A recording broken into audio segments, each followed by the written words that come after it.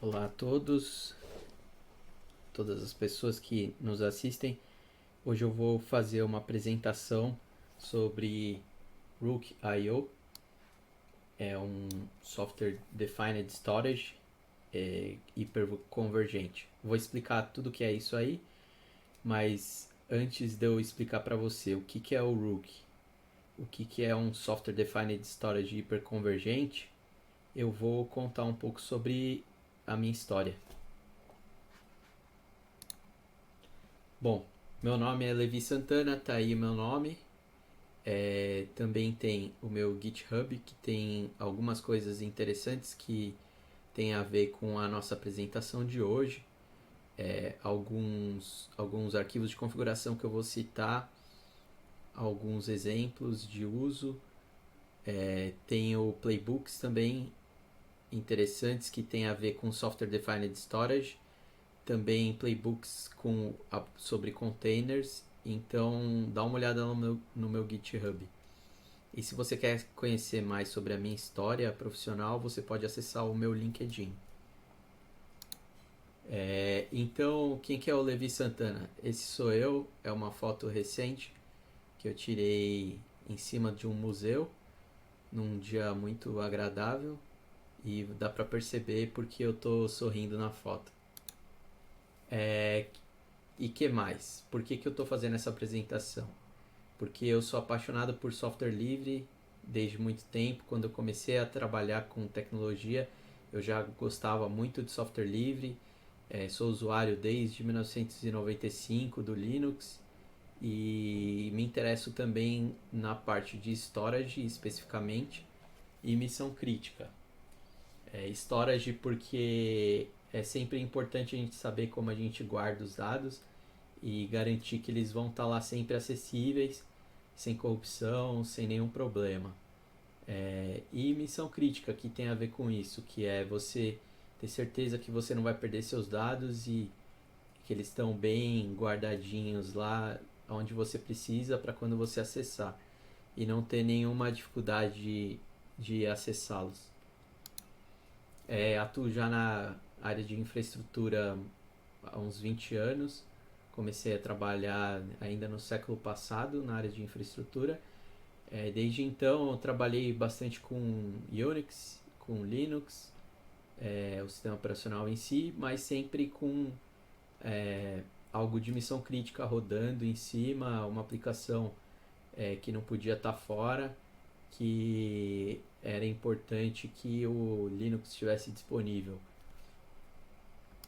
Hoje eu atuo como Support Maintenance Engineer na Red Hat e dou suporte em Software Defined Storage. Sou especializado em containers, então eu atuo principalmente em Software Defined Storage que roda dentro de containers. E sou especializado em storage, então sempre que tem a ver storage de container, eu atuo dando suporte dentro da empresa do Chapéu Vermelho.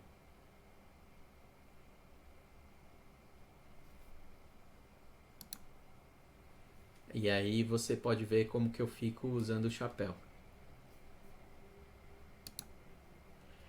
O que é a nossa apresentação de hoje, né? É uma apresentação que vai falar sobre alguns tópicos específicos. A gente poderia colocar mais tópicos. Eu fiquei até bastante interessado em falar bastante coisa para vocês de outros tópicos a mais, mas eu preferi me concentrar nesses. Primeiro eu vou falar sobre o que é um storage hiperconvergente, né? Qual a diferença dele para o storage convencional, que são aquelas caixas que eram muito comuns antigamente e que hoje estão perdendo o sentido, que são aqueles storages que eram appliances, né, preparados pela empresa. Você chegava, plugava ele na tomada, colocava ele na rede e depois era só configurar. Diferente do hiperconvergente. Então eu vou explicar o que é um storage hiperconvergente. Depois eu vou contar para vocês do Ceph, que é a base do que a gente vai discutir hoje, que é o Rook.io. o Ceph depois rodando em containers, qual que é a diferença dele anteriormente aos containers, o porquê que rodar o Ceph em containers é uma vantagem.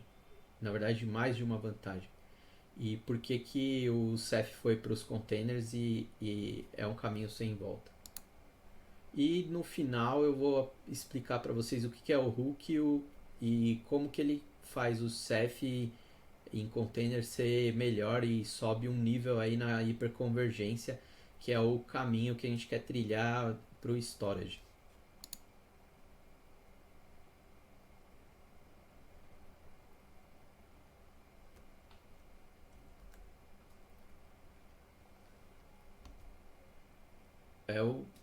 Antes de começar com storage hiperconvergente, eu vou contar para vocês o que não tem dentro da apresentação, né? Eu acho isso importante porque não é uma apresentação com demos extensos e laboratórios. Eu queria preparar um laboratório para vocês, mas o tempo não permitiu.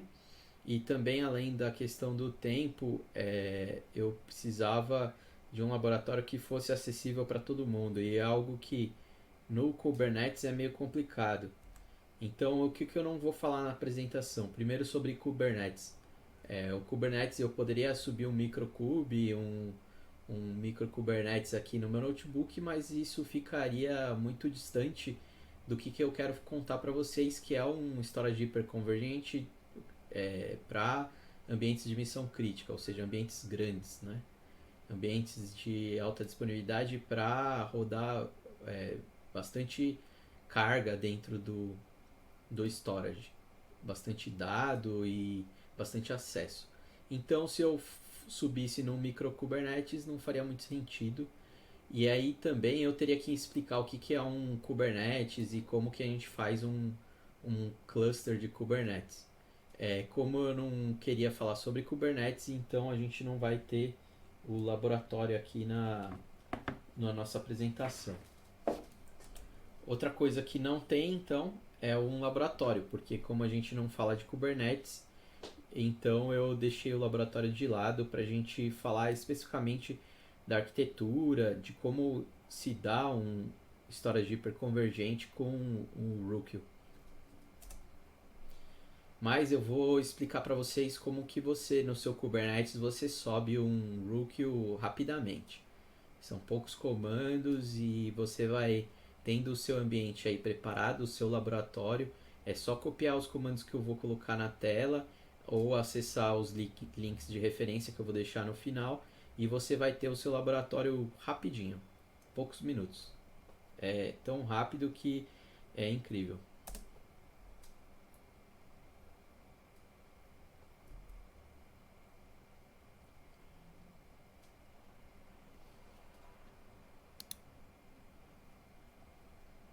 Então vamos lá. O que é o storage hiperconvergente, né? Qual que é a diferença do storage hiperconvergente e do storage tradicional, que a gente chama? Que são aquelas caixas que eu falei para vocês. Bom, o storage hiperconvergente ele é um storage via software. Ele não é um storage baseado em hardware.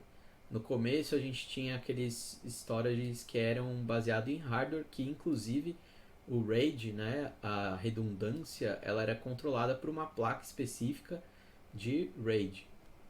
E o storage hiperconvergente, a primeira coisa é que ele é um storage via software. Ele não tem a necessidade de você ter aquelas placas de RAID específicas para controlar o disco. Mas ele tem algumas características que vêm do storage tradicional. A primeira delas é a alta disponibilidade. Então eu falei sobre redundância. A redundância é muito importante tanto no storage tradicional como no storage via software, ou seja, o storage hiperconvergente.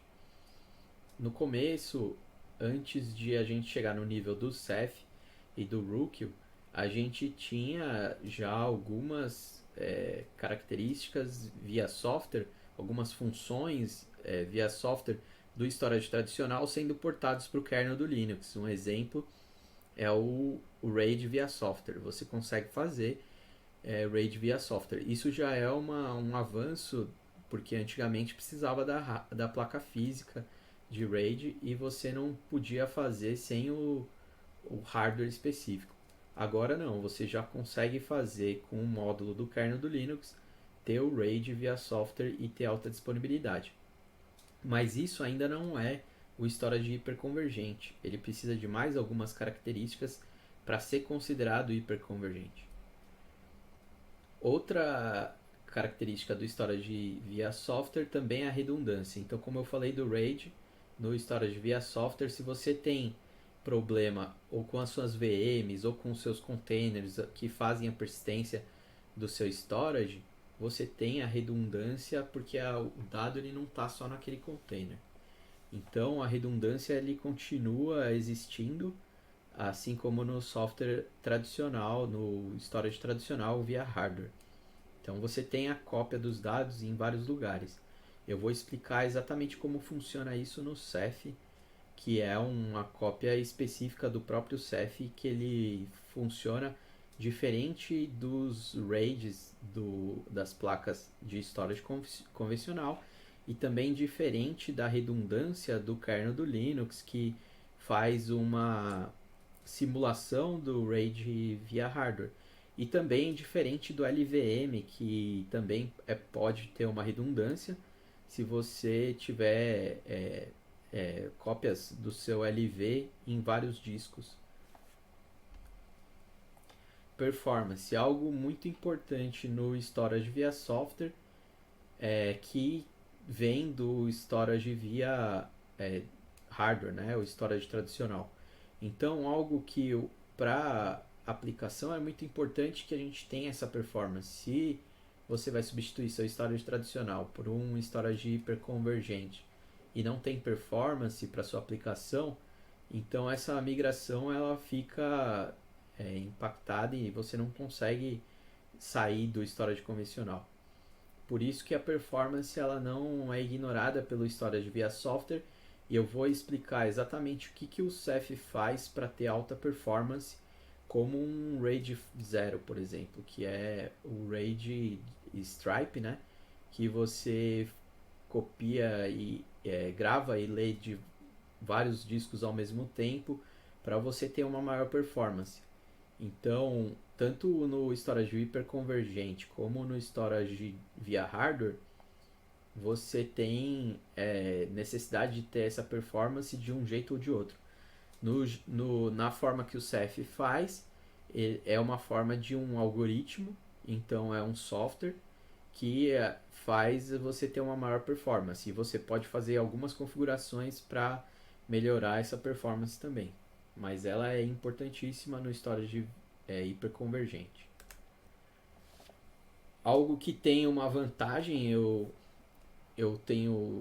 chamo assim, do storage via software e que não existe no tradicional, são as APIs, né? Se você compra um storage tradicional, muitas vezes você só tem um tipo de acesso ao disco, que é o acesso ou via SCSI ou via fibra, ou seja, você depende do hardware especificamente. Depois de um tempo foi criado o storage tradicional que tinha outras formas de acesso via rede, Ethernet, e então alguns inclusive são chamados de NAS por causa disso. Esse tipo de alteração que aconteceu nos storage tradicionais foi uma evolução, mas não eram todos que tinham essas funções e muitas vezes você tem que pagar separado para isso. Eu vou mostrar para vocês que o Ceph ele já tem uma série de formas de acesso. Diferente do storage tradicional, por ele ser um software, você já tem uma biblioteca com várias linguagens de programação, ou seja, SDKs e APIs. E além dessa linguagem da biblioteca, para várias linguagens, você tem também o acesso via file system, via API de objetos, via disco de bloco. Então tem várias formas de você acessar o seu dado que está guardado dentro do seu storage via software. E isso é uma característica do storage hiperconvergente. Ele traz as APIs junto com ele. É um ganho de usabilidade enorme referente aos storages tradicionais que eram feitos via hardware. Outra vantagem que você tem é um controle de acesso bastante forte, né? Você, como tem essas APIs que controlam como você vai ler e gravar o seu dado, além disso você tem um controle de acesso de qual usuário, grupo, o que ele pode fazer, né? É um ganho enorme que as APIs trazem também no controle de acesso. É muito comum no storage tradicional você ter dificuldade de configurar acesso via fibra, fazendo mapeamento de portas na sua SAN, mas depois que você mostra lá para a máquina, principalmente nos primeiros storages mais antigos, era um controle falho de segurança, né? Depois foi adicionado alguma segurança a mais, inclusive na época da SAN, né? Porque antes era SCSI, que era mais simples de você conectar e não tinha um controle muito forte de acesso. Depois na SAN você tem mais um controle do que no SCSI, mas não é a mesma coisa de você ter um controle por regras, né? Como você tem no CEF, que é um controle muito mais granular e você consegue criar grupos e aproveitar a estrutura das APIs para poder escolher quem que vai gravar em cada pedaço de um bucket, né? De uma massa de dados, de um diretório de dados grandão.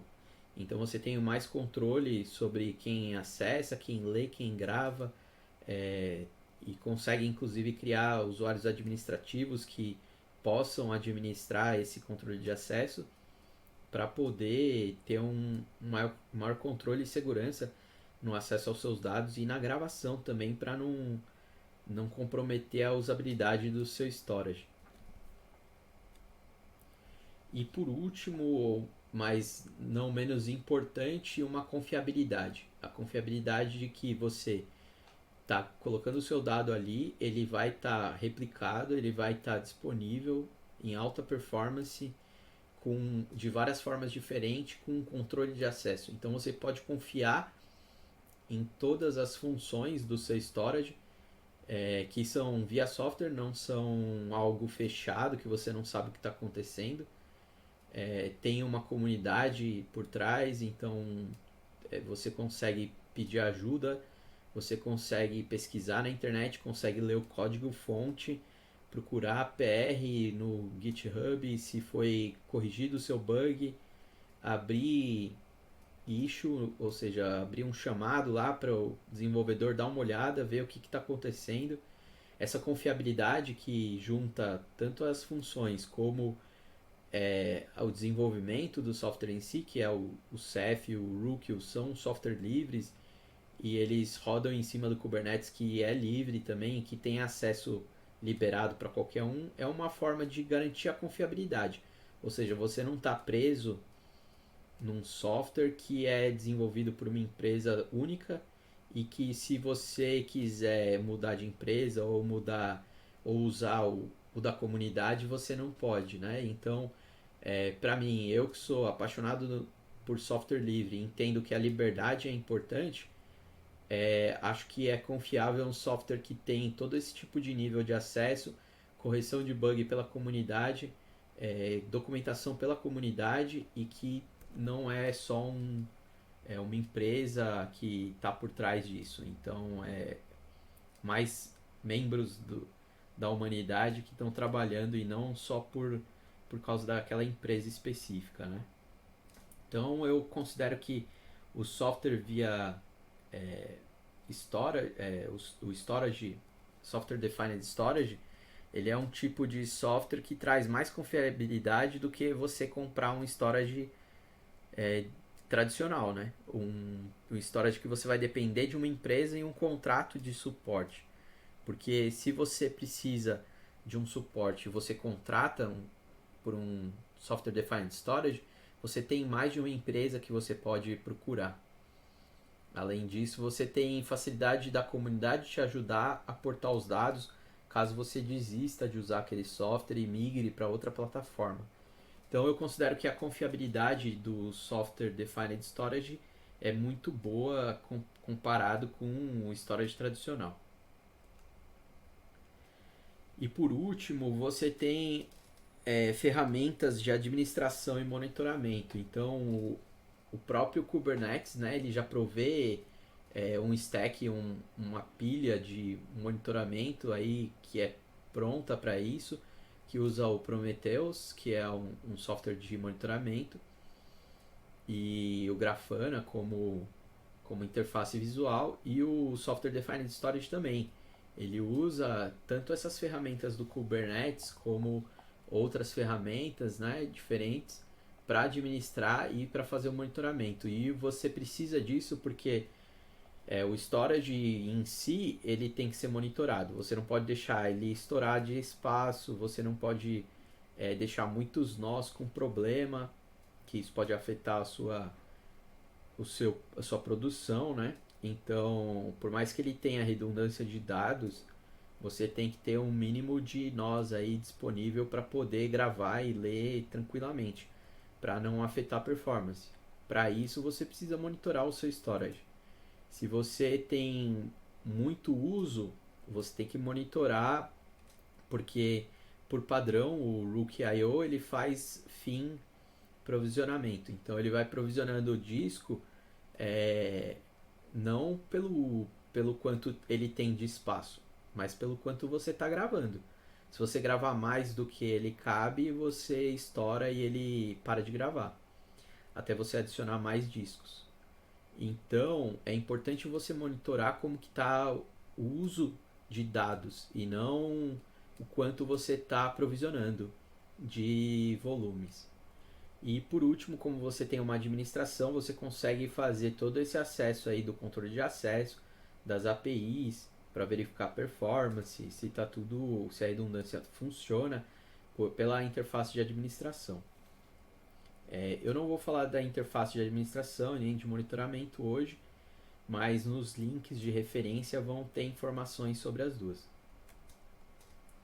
Bom, então, antes da gente falar do Rookio, que é o Software Defined Storage hiperconvergente, a gente vai falar apenas do Software Defined Storage.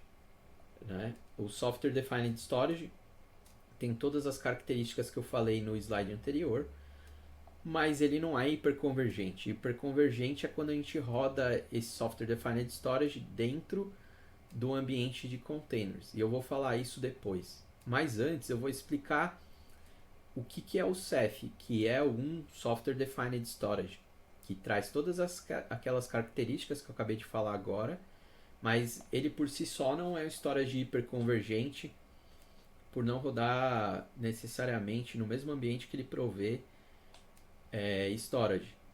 Isso que é um storage hiperconvergente. Mas, apesar disso, ele é um Software Defined Storage. Então, o que é o Ceph?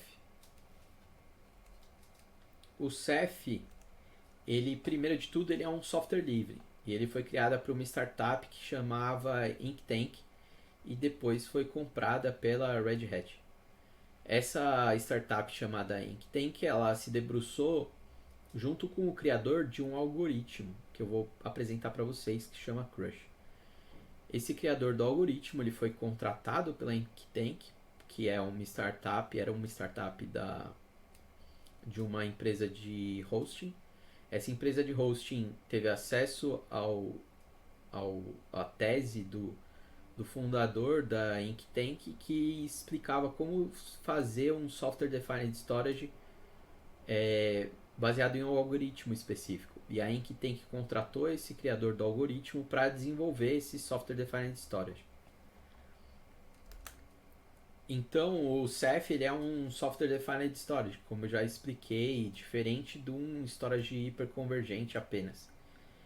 E ele foi criado pela empresa Inktank e o seu criador que escreveu o algoritmo do Ceph. Esse algoritmo ele chama Crush. E eu vou explicar exatamente o que é essa sigla do Crush Mas o que ele faz exatamente é manter a integridade dos dados, manter a redundância e a alta performance desses dados. E não só isso, ele não grava, não controla só a gravação, como ele controla também o acesso. Então, pelo Crush você tem o controle dos clientes que estão acessando, como ele está acessando, e você tem o controle também de como está sendo gravado esses dados. E isso o algoritmo Crush faz e eu vou entrar mais em detalhes mais à frente. E o Rados, que o Rados é o Ceph em si. O Rados ele é a garantia de que o Ceph funciona, ou seja, ele é tudo menos a interface de acesso ao Ceph. Então a gente pode dizer que enquanto o Crush é o algoritmo que faz o Ceph funcionar, o Rados é o Ceph em funcionamento, ou seja, todos os seus componentes funcionando ao mesmo tempo, menos as bibliotecas de acesso. Eu vou mostrar agora para vocês como que é essa arquitetura do Ceph e seus componentes. Então você tem aqui, eu vou até desenhar para vocês aqui o que é o Rados. Opa.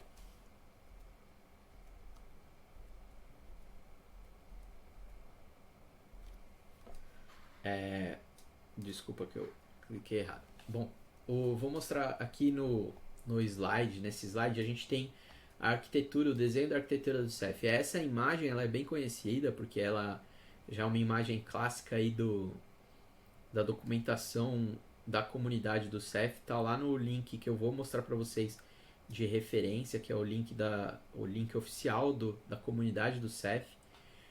E o que mostra esse slide? Né? Embaixo ali a gente tem aquela parte vermelha bonita, é o Rados, que eu falei para vocês, que é o Ceph em si. Ele que faz o Ceph funcionar, ou seja, ele garante o funcionamento de toda a parte do Ceph. Que ele faz a parte de confiabilidade, ele roda sozinho, ou seja, ele é autônomo, ele se autocontrola, ele se auto-arruma se ele tem algum problema. Lógico que isso tem uma limitação, né? Ele não arruma em todos os casos, mas ele se auto-arruma se ele tem algum problema. Ele também faz uma auto-checagem de limpeza e auto-administração. E ele faz a distribuição dos objetos que são guardados. Porque no Ceph e no Rados, tudo que é gravado como objeto. Então é uma forma superior, aí, uma forma mais desenvolvida de você controlar o dado, em vez de você gravar como num file system comum, que é uma gravação que acontece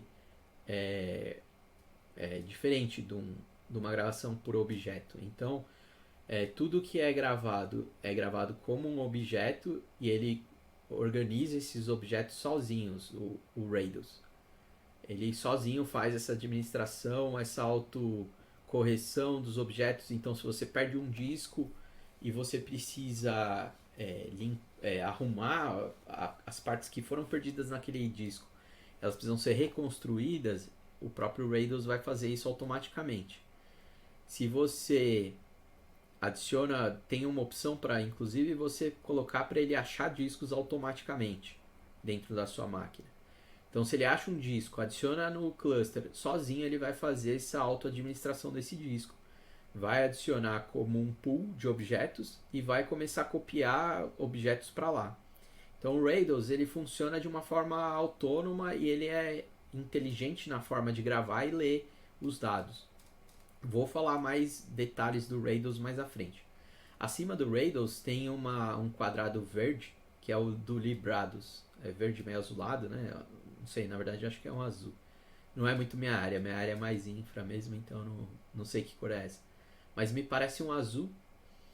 É o Librados, que ele é um conjunto de bibliotecas para acessar o Rados. Ele suporta C, C++, Java, Python, Ruby, PHP e outras linguagens vão ser adicionadas conforme vai passando o tempo. Acima do Librados e usando essas bibliotecas tem duas formas de conexão, que é o Rados Gateway, e o Rados Block Device.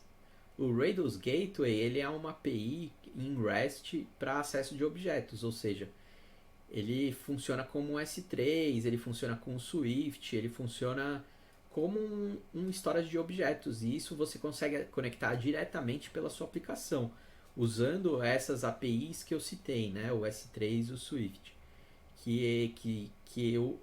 O S3 já é uma API que está largamente aí disseminada, né, no mercado, muitas aplicações já utilizam, e aí você tem então a possibilidade de usar o REST para acessar o Rados e gravar e ler dado lá dentro. Por isso que eu falei mais cedo de buckets, né? Então você pode criar seus buckets para poder acessar e gravar os dados e ler dentro do Rados, que é o Ceph. Além do Rados Gateway, tem o Rados Block Device, que o Block Device ele é basicamente um disco que você está anexando na sua VM ou no seu container ou numa máquina física. Então o Rados Block Device ele funciona como um disco de bloco físico, né? Um RAW device. E esse disco de bloco ele serve principalmente para aplicações de alto desempenho, de gravação e leitura rápida. Então o RBD ele é um tipo de bloco device bastante voltado para aplicações de alta performance. No Kubernetes você tem uma desvantagem de usar esse tipo de disco, porque tanto o Rados Gateway como o próximo que eu ainda não falei, que é o Ceph File System, você pode ler e gravar de vários containers ao mesmo tempo, e de várias VMs, de vários clientes, não importa qual.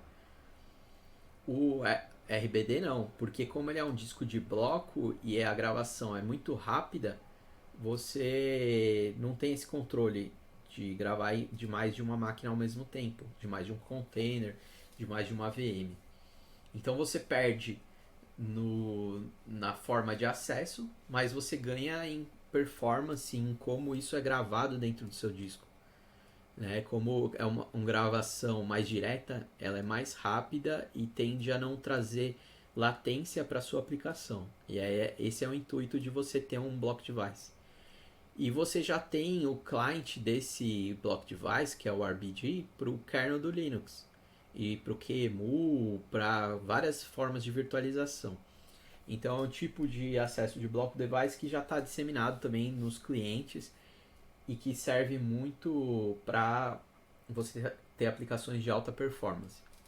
E por último, eu citei já um pouco, que é o CephFS, que ele é o mais novo, ele não usa os librados, ele acessa direto o Rados para fazer a conexão, e ele tem um container, um daemon específico, só de metadados, porque como você cria um file system, você tem que ter a configuração dos metadados separada, né? Como qualquer file system POSIX, você tem um journal de metadados separado do dado em si, que precisa de um daemon especial para ele.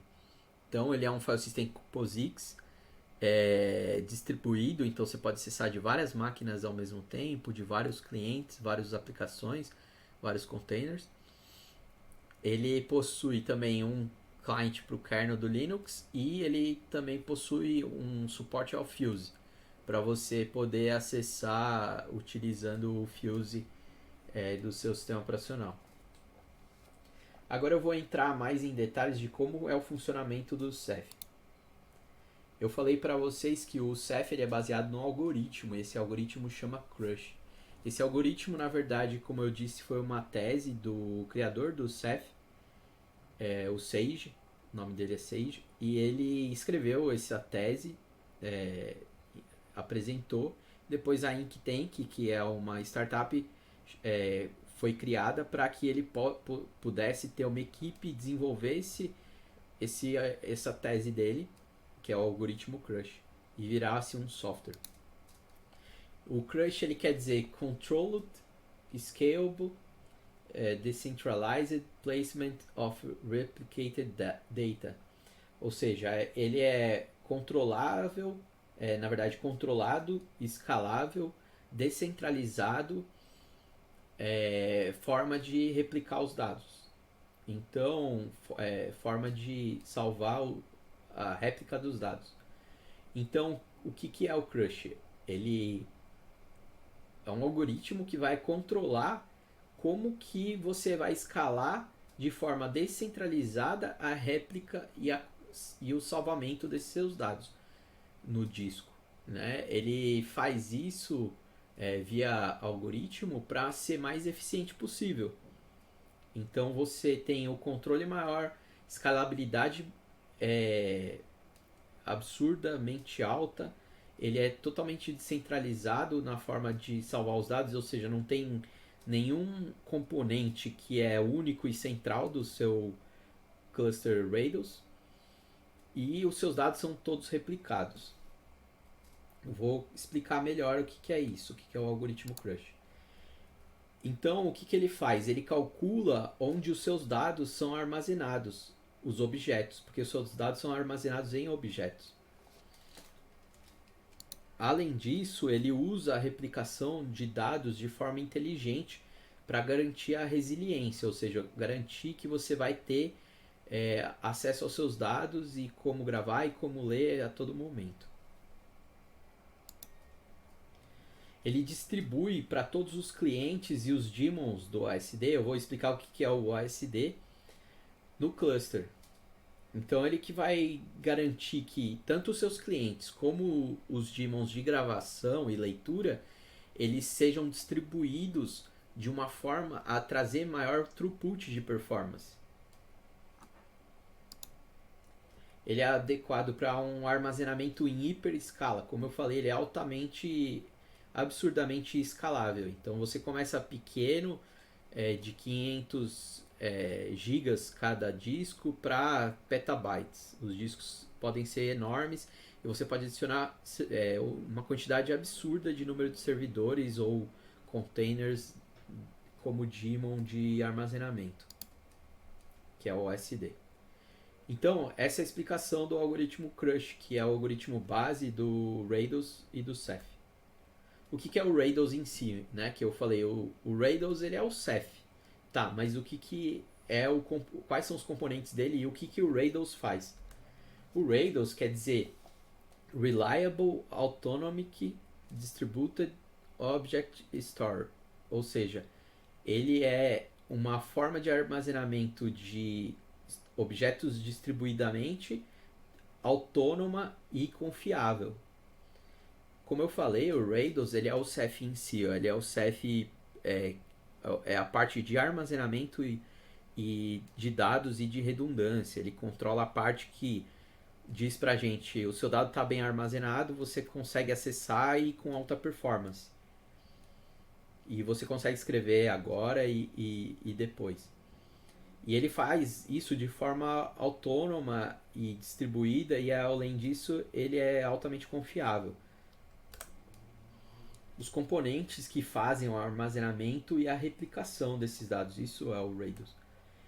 E ele fica abaixo das abstrações que permitem o acesso aos dados. Então, a LibRados, os clients, eles são umas abstrações que acessam esses dados, mas os dados mesmo eles estão no Rados.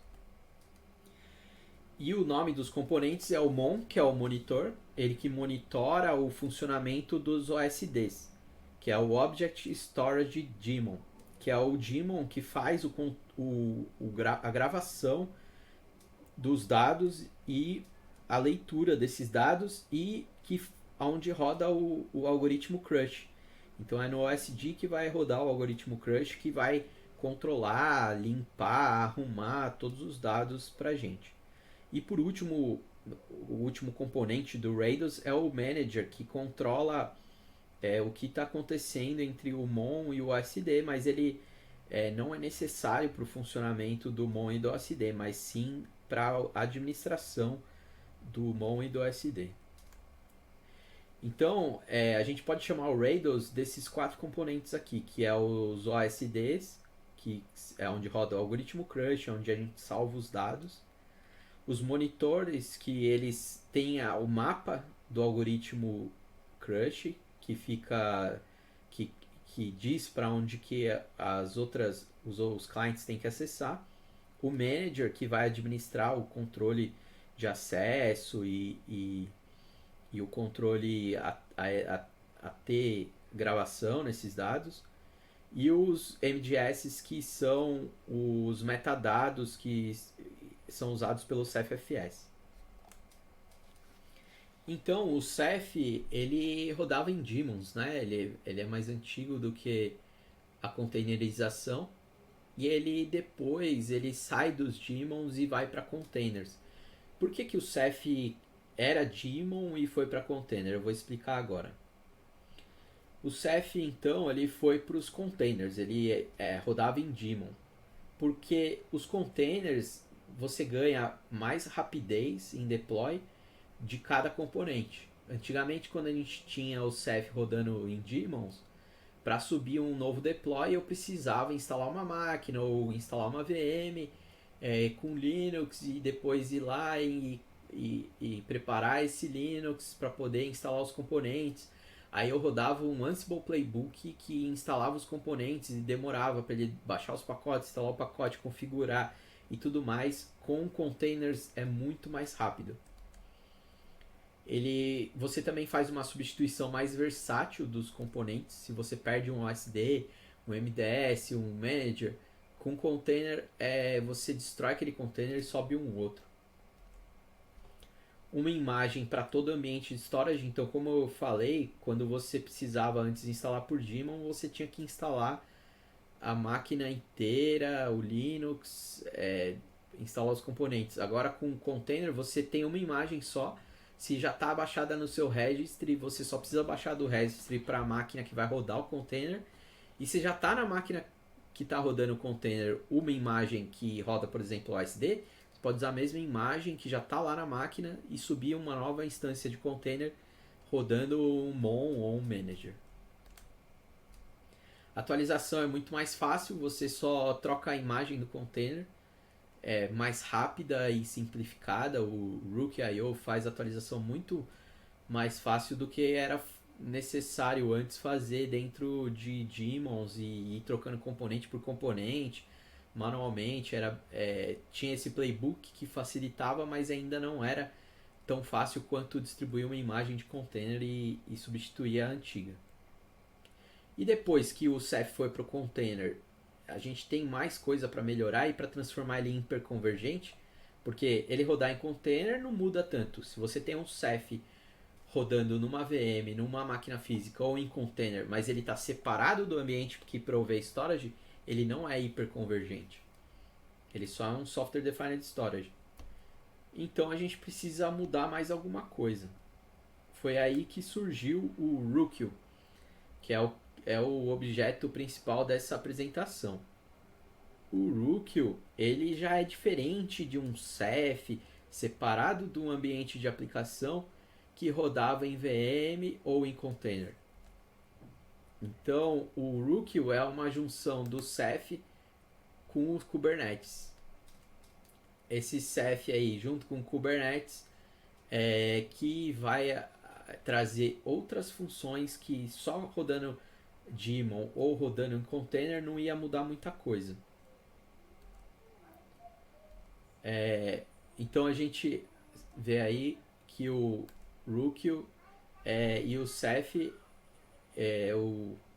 eles são o storage hiperconvergente para Kubernetes. E como seria um laboratório? Então eu vou mostrar para vocês como que é a linha de comando de instalar um laboratório. Se vocês quiserem instalar num cluster Kubernetes. Além disso, o que é um Rook.io rodando dentro do Kubernetes para prover storage hiperconvergente. Então é muito simples, assim, são poucos comandos que você vai executar, na verdade são só 4 comandos. Você clona a branch que eu estou colocando aqui, ou a branch latest lá, a master do Rook.io, entra no diretório e dá um kubectl create em alguns YAMLs, que é os CRDs, que é o operator que controla o seu cluster do Rados, o common, que são algumas formas de conexão, e o operator em si, que vai controlar os seus CRDs. E por último, você cria um cluster de OSD. Esse último comando, kubectl create-f cluster.yaml, você pode customizar com o número de nós que você quer, quais são os discos que você precisa para que o seu Ceph seja criado. Então, depois que você criar, em poucos minutos ele vai provisionar. Eu vou mostrar para vocês 140 segundos. O meu subiu aqui no meu laboratório. E você já pode verificar como que tá. Ele cria um namespace chamado rook-ceph. Você pega os pods de lá, dá um get pod e ele vai mostrar para você como que tá o funcionamento. Eu vou explicar para cada container o que serve aquele container para vocês entenderem o que é o rook. Então o rook ele provê um Ceph, mas ele não provê só o Rados, ele provê também as bibliotecas de acesso. Você pode ver aí que tem os plugins de acesso do CephFS e o RBG. São os plugins que estão instalados por padrão naqueles YAMLs que eu mostrei para vocês do laboratório. O CephFS plugin ele vai subir um provisioner, que é o que vai prover os discos, vai criar os discos para você. Assim como o RBG plugin, ele também vai subir 2 provisioners. Na verdade ele está subindo 6 ali, porque eu tenho 6 nós no meu cluster. E o CephFS plugin eu não subi em todos os nós, subi só em 5. E além dos plugins do provisioner, você tem o plugin mesmo de acesso que vai fazer a conexão entre os provisioners e o seu Rados, para poder criar o disco, atachar o disco na sua máquina, né? Montar ele no seu container, na sua aplicação e deixar ele pronto. Então o CSI plugin ele que vai fazer essa conexão entre o Ceph e os containers que vão usar da sua aplicação, que vão usar os discos do Ceph.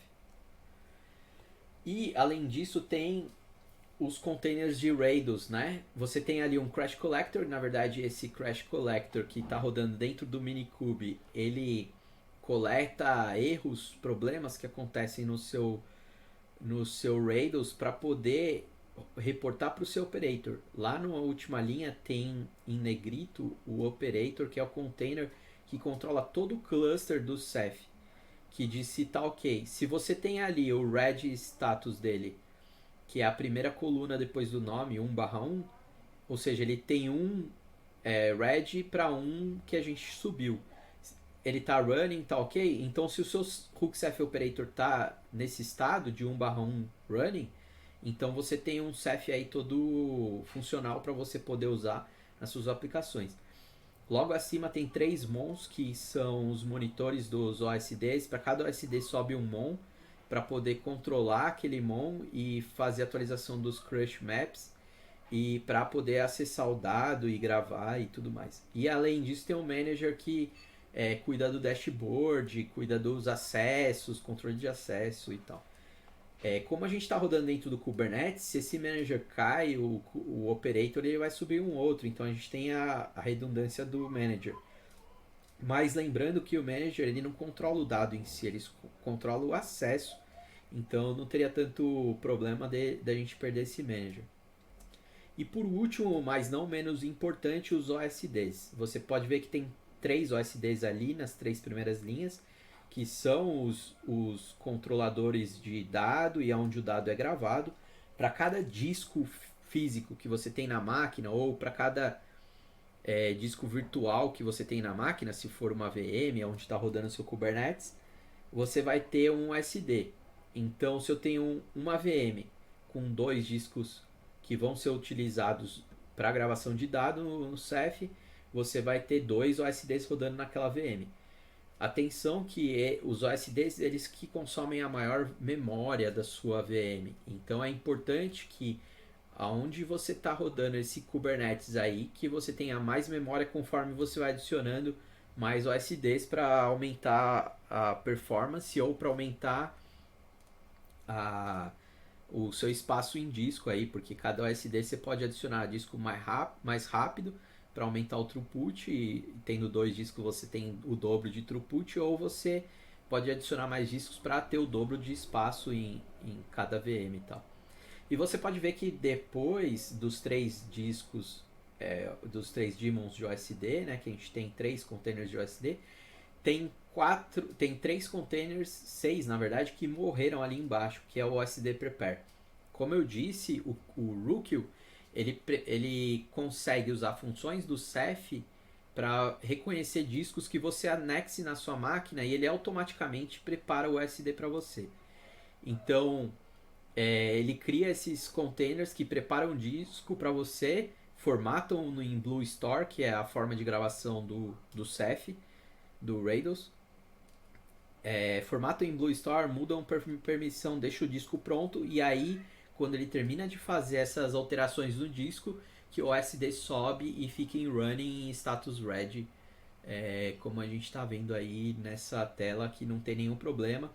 E como eu disse, sobe muito rapidamente. Ó, o primeiro componente que subiu em 140 segundos e depois o último que subiu em 23 segundos, que foi o SD. Ou seja, em 120 segundos você conseguiu instalar um Ceph rapidamente, tendo disco físico livre na máquina ou disco virtual livre na máquina.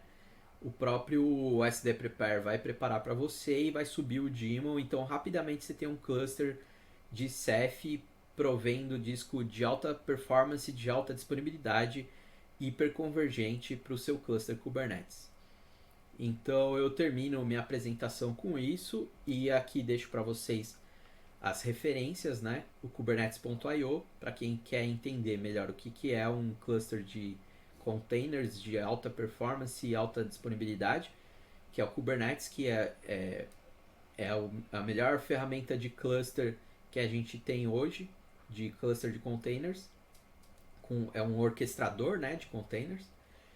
O Ceph.org, que foi da onde eu tirei a imagem da arquitetura do Ceph e também as explicações que eu trouxe para vocês. O Rookie, que é da onde eu tirei as imagens do Rookie e também as explicações do nosso storage hiperconvergente que eu apresentei hoje. E essa postagem do blog do Ceph.io sobre o que é o Rados, o que o Rados faz, do próprio criador do Ceph, que é o Sage. Então ele faz um texto explicando o que é o Rados, que é o Ceph em si, né? Explicando como ele funciona, o algoritmo que tem por trás. É muito didática essa postagem aí, esse texto, e eu recomendo todo mundo a ler. E por último, o meu muito obrigado para quem assistiu até o final.